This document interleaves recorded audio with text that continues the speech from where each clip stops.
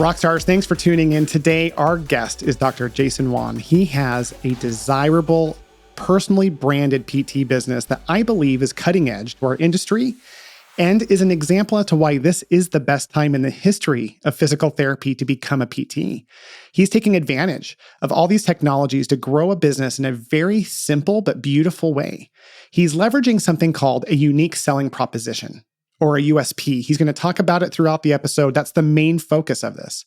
How identifying what that is going to allow you to not just get more profitable, but to hire easier, to get free with more profitability and maintain that home-work balance. We're going through a whole bunch of resources, but the coolest thing is how he's taken that business to 6 continents. So listen closely for these tools and tips around this thing called the unique selling proposition, and enjoy the show. Rockstars, we're so excited to have Dr. Jason Wong with us in today's episode. Jason, thanks for being on the show, man. Yeah, thanks so much, Will. I really appreciate it. The topic today is identifying our unique differentiators. So could you set the table a little bit as to why this is a problem in our industry and private practice?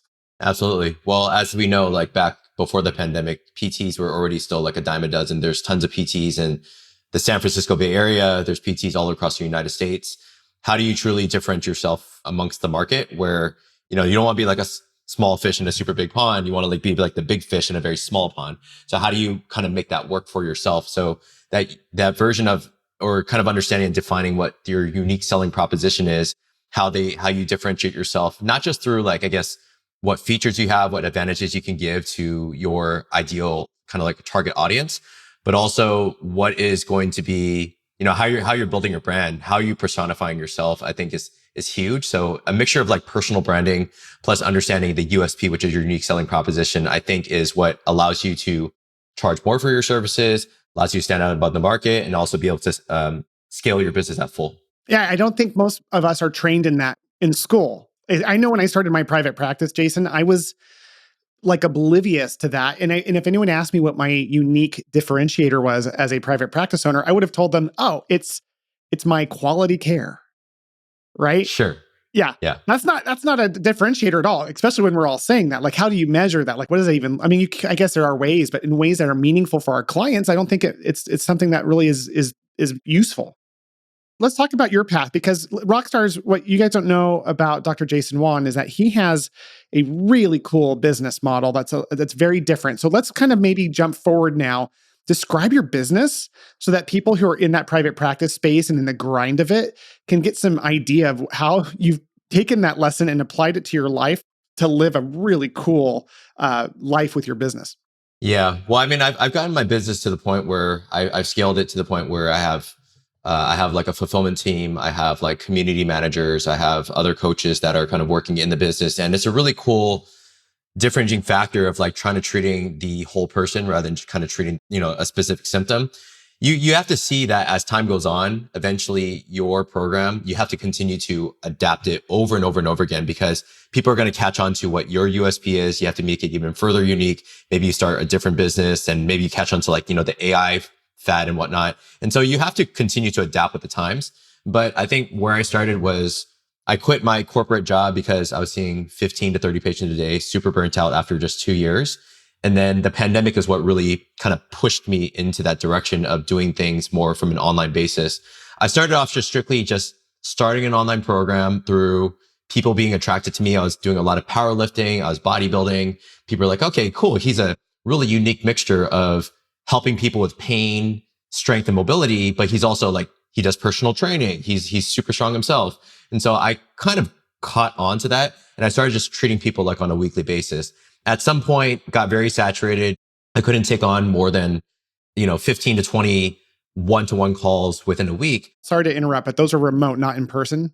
Yes. So there, a lot, I still do some in-person care, just because I love just the interaction with people in San Francisco, but the vast majority of my clients are fully online. I've treated everyone from almost every single continent besides Antarctica. So pretty much the cool thing about PT is that you can make it your own. You can have physical therapy as like the background. You can have a DPT to create that authority. And I am a board certified orthopedic specialist as well, but you can kind of different. Like I am, I consider myself like a pain relief coach. I blend strength training. And one of my unique selling propositions is, I really put habits at the forefront, and you really have to personify that. I don't think in the world, you identify. It's like, I don't identify as almost anybody that has better habits than me. And that's like a separating factor where, 97% of diseases and pain out there is all modifiable if you just change your life. So I teach people how to automate exercise into their life. And so that way they don't have to worry about when their life gets busy, they still stay pain free in that way by incorporating movement. That is so cool. Yeah. Guys, if you're not watching this, you're listening to this, he's wearing a tank top and he's ripped.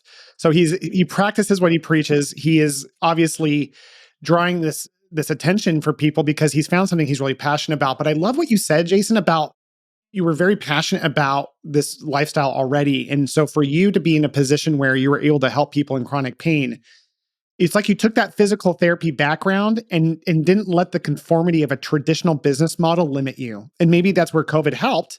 But like you didn't like just go, okay, how many brick and mortar buildings do I want to open? It was forced in some degree to start doing things online. And now it opened up this incredibly profitable business. Cash pay, I'm assuming. Yeah. Yeah. So, and then you're scaling this and you're working with people in 6 of the 7 continents. I mean, that to me is what's so exciting. And I hope Rockstars, you're listening this, is it's breaking through barriers for you around like what it is that we are able to do, right? So you define your unique selling proposition, your USP, as happiness and overcoming chronic pain. Your website, which is a really cool website, it's flexwithdrj.com. And on there, it's a really good example, Rockstars, if you go and just check this out, because he walks through all sorts of like storylines that just kind of paints this experience that people have with physical therapy. But it's almost like it could be for the physical therapist as well, which I really love. Is like, yeah, therapists are in that same position. So you work with chronic pain is a big part of what you do. Is that correct? Yeah, exactly. And that's part of like my storyline, which was I got through 2 car accidents that actually left me in a state of just pretty bad neck and back pain, like throughout 5-6 years of my life. And, at the same time, we want to support each other's, you want to support each other's businesses. You want to support each other, all PTs as a whole. At the same time, your USP is a product of like your own experiences. You create some polarity around like what sort of things didn't work for you, but what truly has worked for yourself. And when you can actually say that I personified it, I'm the one that got out of chronic pain through lifestyle changes, habit formation. People really lock onto that and they really buy into that. I mean, I had one person that was just kind of essentially, she was pretty much very much pre-sold on working with me. She's just like, name your cost and I'll work with you, because she listened to every single one of my podcast episodes and she was able to be like, wow, like I really identify with everything that you've said and I really lock onto your USP. So like, what is it that you offer? So it's pretty cool that like, as you market yourself in that way and just, I wouldn't say spread yourself out thin, but over time started off on Instagram, then transitioned like Facebook, YouTube, podcasts, right? Then you become more omnipresent, right? You develop that authority, that stage in which then all of a sudden you're not really having to fight for your next client. Your clients are just simply coming in and filling out an application. That's amazing. How would you guide people who are listening to this on how does someone define their unique selling proposition? Like, how do they go about that process? I think that's a great question. I kind of stumbled upon it because people were telling me what I didn't know. They're like, man, I don't know a lot of people that are, I'm not as a gloating factor. I don't see as many people as ripped as you. I don't see a lot of parents that are as disciplined as you, that has a specific journey in which like you overcame your own chronic neck and back issues. And now you're just a person that personifies everything. So you can go based on like what you're already comfortable, like kind of play to your strengths.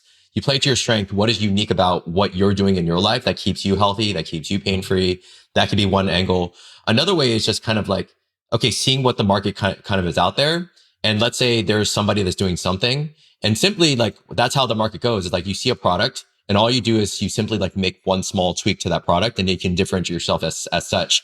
I don't mind that angle. The problem with that is that was something that I couldn't be passionate into that thing, right? It could be profitable, but are you going to actually enjoy doing it in that specific way? If you take somebody else's business model, tweak it yourself, is it something that you're going to actually be proud of, that you can be happy about, that you can be super passionate? Like when I'm on sales calls, which I still take sales calls, but I have a team of salespeople now, I really speak with so much passion to the point where it's like, I'm closing 70, 80% of people like right on the spot. And they're just like, I can see your passion. This is what I want.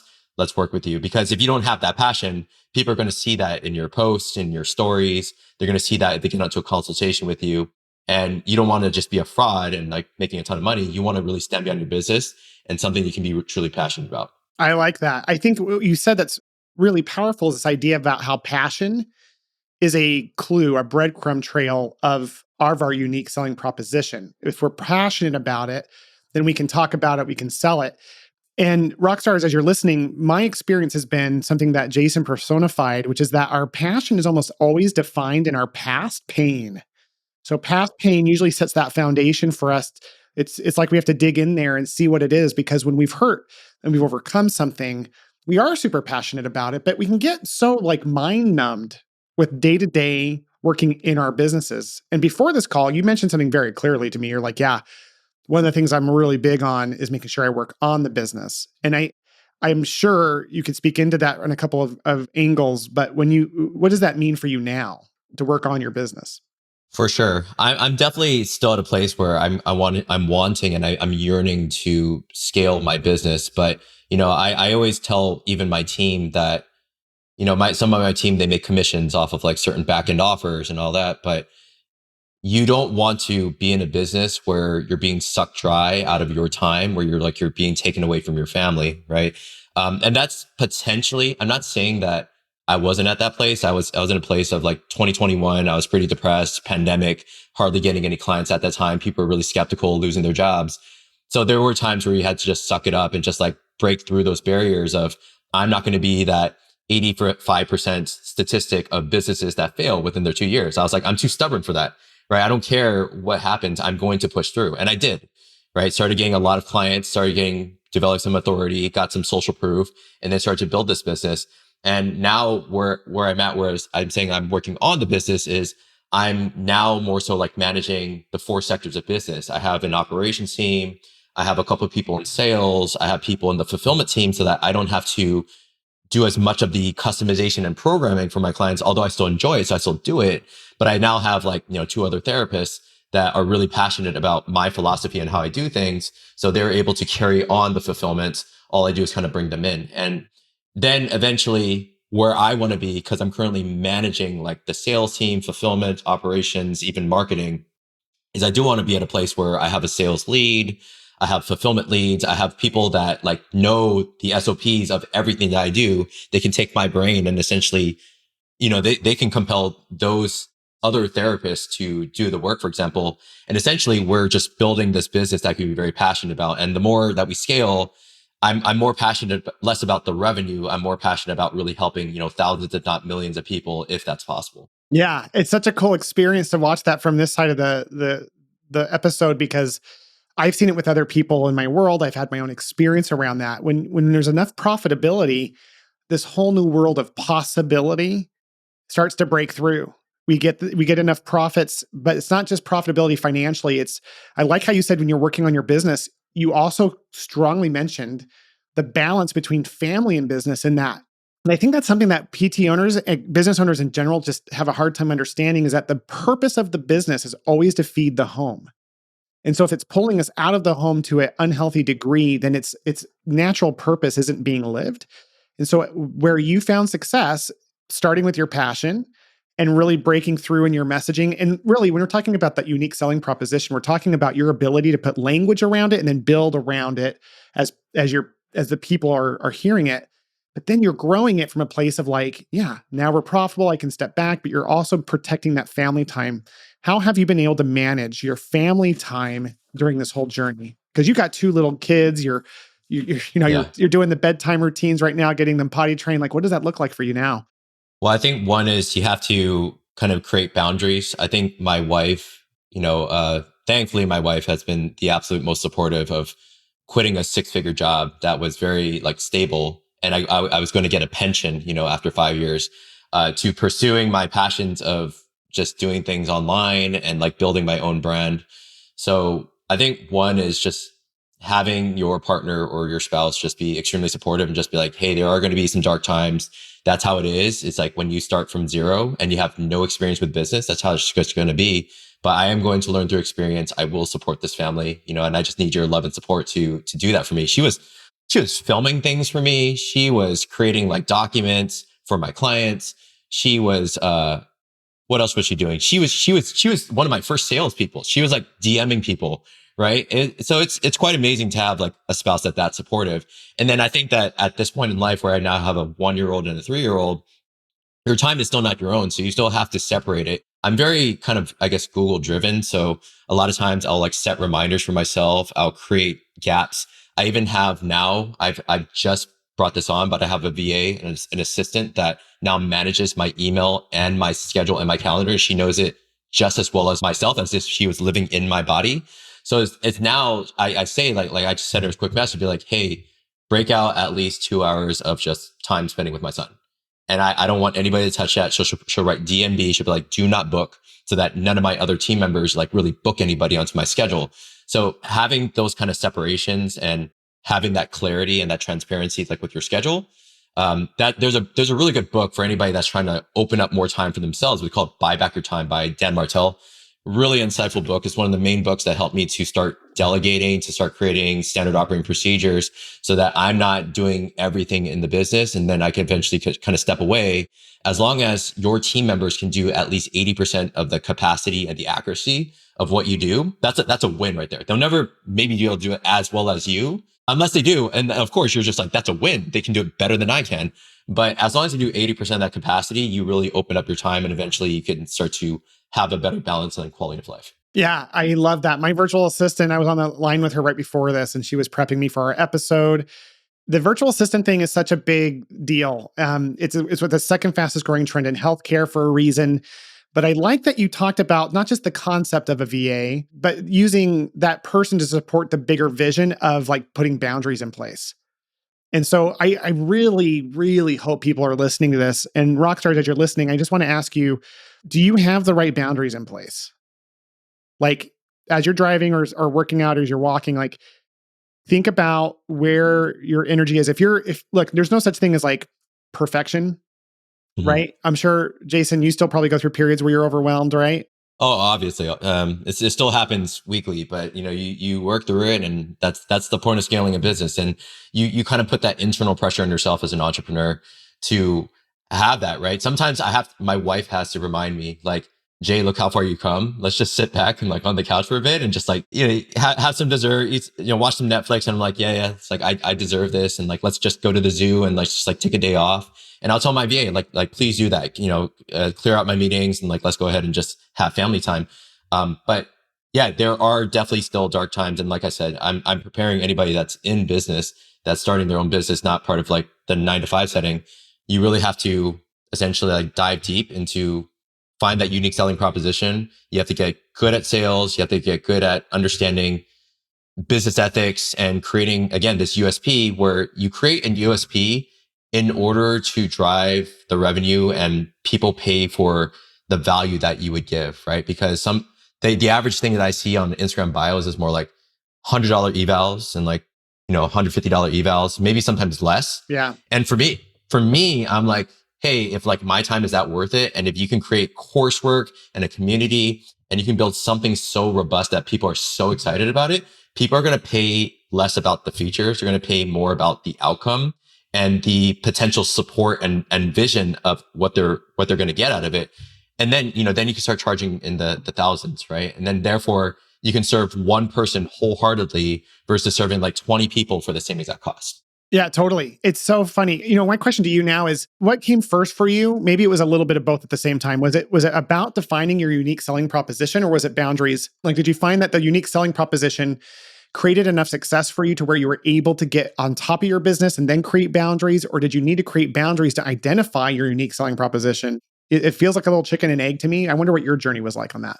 Yeah, it's a great question. I think why I don't think that anybody gets really good at business or scales a business without having mentors. So I think a call to action for anybody that's listening right now is you don't just learn by yourself, because you can learn by yourself, but it probably will take you years. It will take you years of free YouTube videos.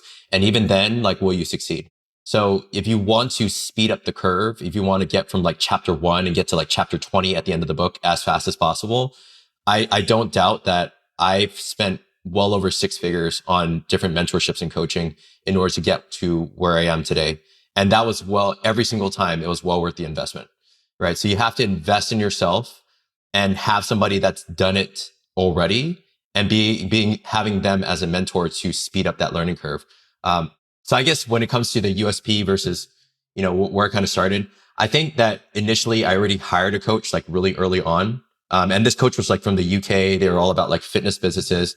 And I still keep in touch with some of them today. And I've met a lot of entrepreneurs I still keep in touch with from that program 5 years ago.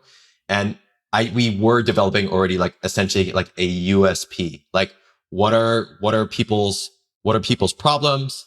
Can you agitate that problem within your post, right? To agitate this and then provide a solution after, which is just a common PAS type of posting, problem, agitation, solution. And there's many other formulas for copy.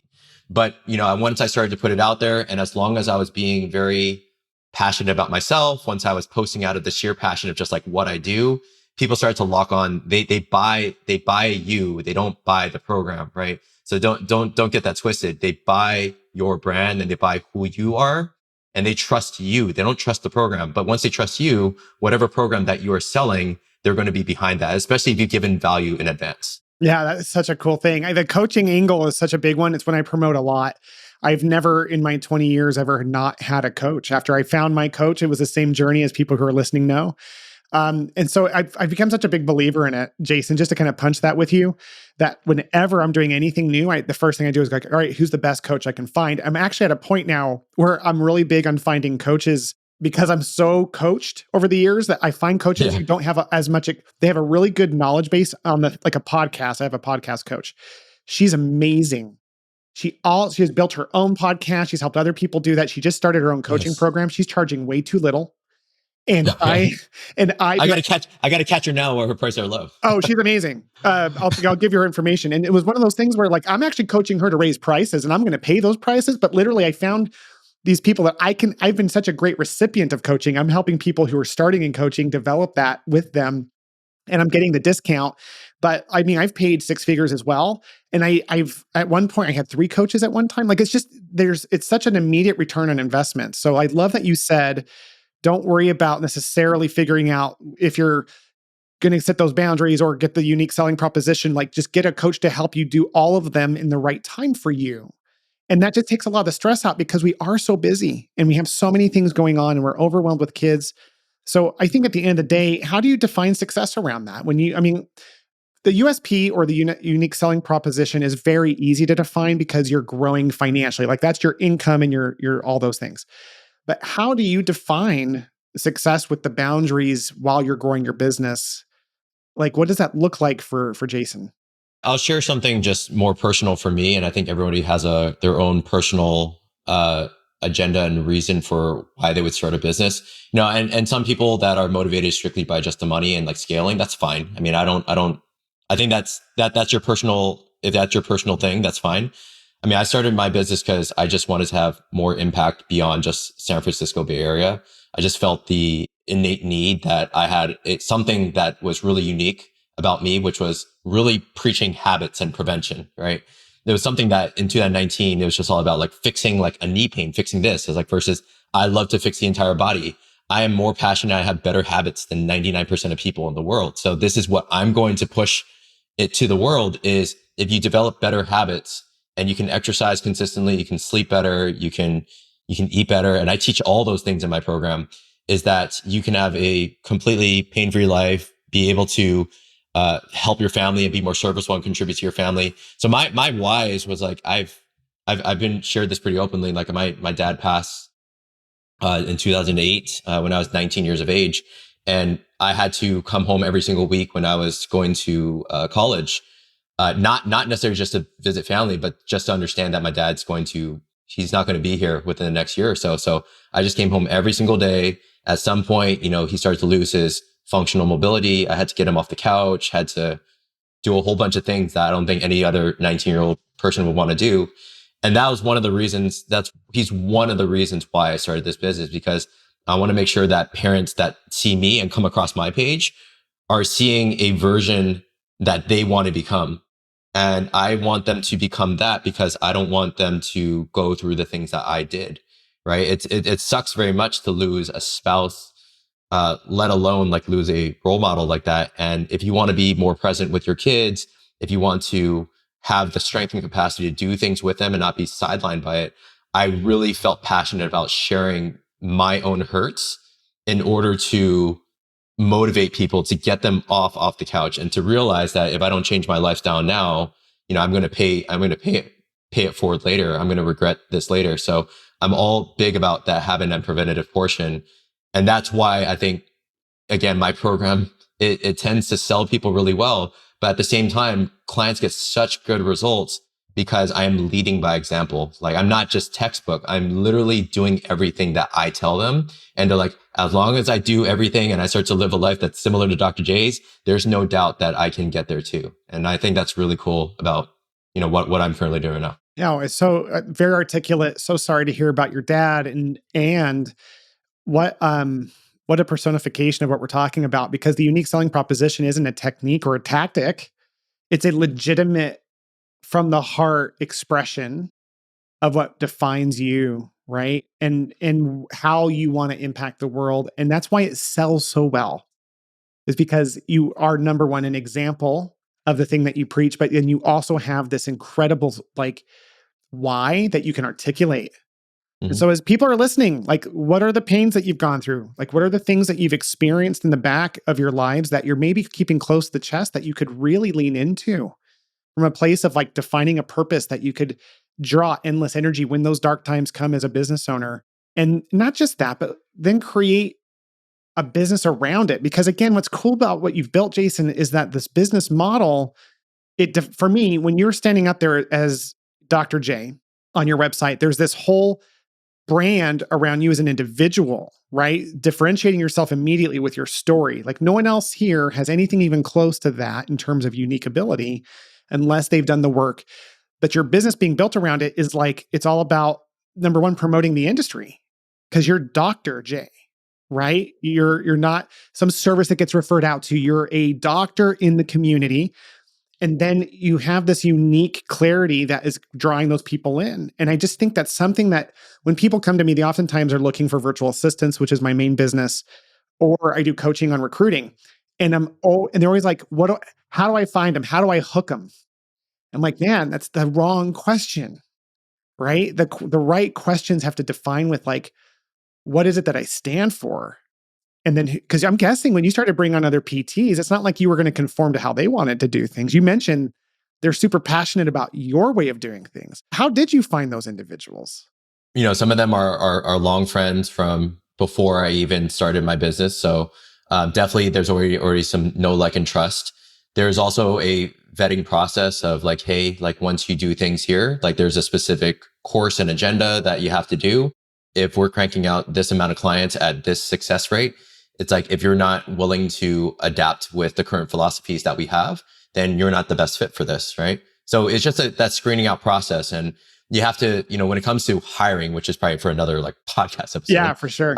you just gotta, you just gotta be like, it's just like speed to lead. It's like you have to be speed to fire when you need to, right? If you don't feel like they're passionate about it, you gotta cut it right away and be able to like move on with somebody else. But I guess, yeah, when it comes to training the team, they lock onto that philosophy. They see the passions that I have. And it's the same thing like selling to a lead, which is a potential customer, versus selling to your PTs as well and selling to your team, is that they feel my conviction, right? There's something by Alex Ramosi and I think, and Dean Graziosi, there's this video I always refer to, which is called Conviction Over Commission.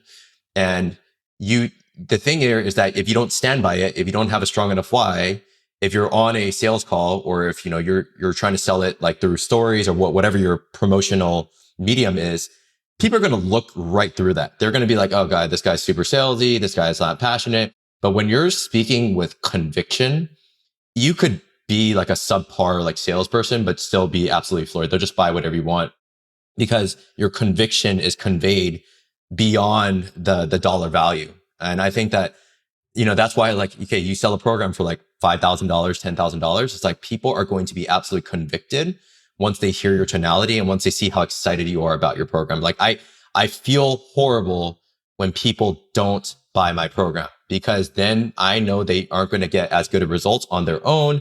And I feel really crappy about that. And so when people feel that, it's not like you're being like, buy my program, being super salesy. They're just like, dude, I would feel so bad if you didn't just put your foot beyond the line and just make the decision to work with me. Because once you do, you'll realize within the 2 to 3 weeks that this was the best decision ever. Yeah. And you hire for that. Like you're looking for people who are going to see that philosophy. But where we get in trouble on the hiring, this is going back to the unique selling proposition, is if we don't really know what makes us different, then we're going to be hiring based on the fogged mirror rule, which means if they fogged a mirror, let's bring them in. And so when you know what you stand for, I do think it makes it much easier to charge more, develop a new business model, get better clients, and get better team. Because like you said, it's an art. It's not like any of us have this clarity and it just filters. But I will tell you, the current company I've been building has been the easiest business I've ever started because I have my unique selling proposition. And I said this to my wife this morning, no kidding. I'm like, this company is like building itself. Because all I do is stand in that passion like you do. And by the way, you kind of remind me of like the PT version of Alex Hormozy, just saying it out there. I love that guy. He's from Phoenix as well. I do love his stuff as well. Super smart guy though. Yeah. He's the real deal. I've been following people forever. And in this, if you don't know who that is, guys, YouTube him. He's jacked, big beard, just kind of shoots very clean and straight. His little tidbits, I've been like scrolling, kind of get entertaining. And then I'll get like 2 tidbits. And I'm like, it changes my business. There was one thing, I won't go into detail, but I was scrolling and I saw something he said. It was like a 30-second deal. I made that change the next day and I increased my profitability by 3% over the next 2 months. It was like, that's amazing. Yeah. So, like we should get more offline about like, those things, but I just think there's something about the clarity. It's not that it's not hard, because I get that from you, but you're also like, it's really clear when I'm meeting someone who has what I consider to be a business that feeds their life and not the other way around. And that's truly what you've built here with that. So if someone was going to get started, this is a really important question. If you're, a lot of people that listen to my show are people who are like PTs who are looking to start businesses. A lot of them have businesses, but some are just like trying to get into it. What advice would you give? Like someone who is thinking about starting a business or a practice in general, like anything at all that comes to mind that would be best practices for them to consider doing it? Because most people I talk to, they want to do it, but they're scared of doing it. Well, obviously, I feel like we can go for days on that subject too. Like, where does somebody get started? I mean, one is definitely just writing pen to paper, your USP, and being like, what is my differentiating factor? What is my why? What is something that I can be compelled by? That's one. I think number 2 is just more of a mindset thing, but you have to fail your way to success. I struggled with that so much because I was a straight A student all throughout PT school, Davis, everywhere that I went. It was just like, there was no way I was going to fail anything. And getting used to failure, as in like you didn't know crap about business and you just like had to like just learn on the fly. It was just failing a ton, just over and over and over again. But as long as you didn't quit, it's like there was no reason to say that I was not going to succeed, because I felt like I was very good at what I do. So just fail your way to success. And then just realize that you have to be able to put yourself out there. I don't care if you have 0 followers or even 100,000 followers, but if you're not willing to just put the camera out there, like video nowadays is king, right? Content is king. So if you're not willing to like video your podcast or just video your perspective on like certain modalities and things and like express your opinion, then people are never going to learn about you. They're not going to learn about you just strictly through like a written post. So I think video is huge when it comes to scaling your business nowadays. And then I guess lastly is sales. I mean, sales at the end of the day is the lifeline of your business. I've had PTs that are like, Jay, I want to grow a business, but I don't want to be salesy. I'm like, well, you don't have to be salesy if you're convicted about what you do. Right. Like you don't appear salesy. Nobody says to me that like, oh, I felt pressured. And I used to do that back in the day when I was struggling with clients, but that conviction and just getting very affluent with like learning how to persuade, getting good at like sales psychology. I think that if not is one of the most important, in my opinion, is learning sales psychology, becoming more emotionally intelligent, being able to empathize with people while you're on the call, and making people and persuading people to make that emotional decision around the life that they can have is absolutely critical. Because if they're not 100% certain and bought in on the emotional side of things, then you'll have to charge really low prices for your stuff. And therefore you're going to cap out quicker that way. Versus if you take on a $7,500 client, it's going to be a lot easier, right? But you have to just compel that person and be absolutely convicted. And again, sales is huge. Love that. Yeah. If you're already in it, it's the 3Ds, death, divorce, and disease will usually motivate people to make a change. But if you're getting started in it, don't be scared by that because you're getting the tidbits here with Dr. Jason Wan. So that was incredible advice. I think I'm going to ask the listeners to do is to follow you. I think the best way to learn, because a lot of people heard you say things like, if you're not doing video podcasting, I'm like, well, I guarantee most people are like, I don't even know how to start a podcast. Like, everyone should have a podcast. Everyone should have a social media following. You and I obviously live in that space, but I don't think people who are listening realize how that unlocks the door once you get your unique selling proposition of how you can message and get out there to people. There's so many people who aren't doing it. They're doing surveys and finding it like, this is the best time ever to start a podcast, right? It's like all these things for you. I would like for them to follow you. I think it's the best way they could do that. How can they follow you? I'll put everything in the show notes, of course, but just if someone's listening, how can they follow you and get more from you? My handle on almost all platforms is Flex with Dr. J. So Flex with, and then the forward Dr. Jay. You can follow me on Instagram, TikTok, YouTube. You'll probably find me on podcasts if you type that in as well. My advice also is if you're just starting off, probably start with just mastering absolutely just one medium first and not spreading yourself out thing, because then you're going to drive yourself crazy. So if you want to start with Instagram, great. Instagram, you can go viral. You can start reels. You can get a lot of views that way and start a small following. But I also have a Facebook group too. So if you type in Flex Dr. J, feel free to join my group, be able to see the types of coursework and live trainings and things that we're doing, and how essentially that, a lot of these mediums become the platform, almost like a boiling pot, to simmer people before they're ready to buy. Right. And I think that's the beauty of business. That's the beauty of having more impact on the world. So I'm genuinely excited to be on this podcast and just to share these things, because it's different from, just talking about chronic pain. This is talking about how other PTs can truly have an impact on other people's lives. Yeah. And I think when people can learn about different models like yours that are wildly more successful, when they better their business, they better the industry, and they better the population. So thank you so much, Jason, for being on the show. It's been a pleasure to have you. Yeah. Thank you so much, Will. Hey, rock stars, are you having a challenging time recruiting, retaining, or training your people?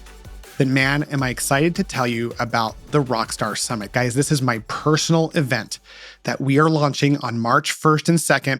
It is going to be 2 full days of nothing but workshops on how to solve recruiting, training, and retaining problems. It's very heavy on the recruiting side. We're going to show you where to find candidates that no one else is accessing so that you can get a leg up in the industry and grow the business that you deserve. So again, that's March 1st and 2nd. Please go to www.rockstar-summit.com to learn all about the details. I will be there in person teaching some of the classes, but we have experts from across the country coming as well. You do not want to miss it. I hope to see you there.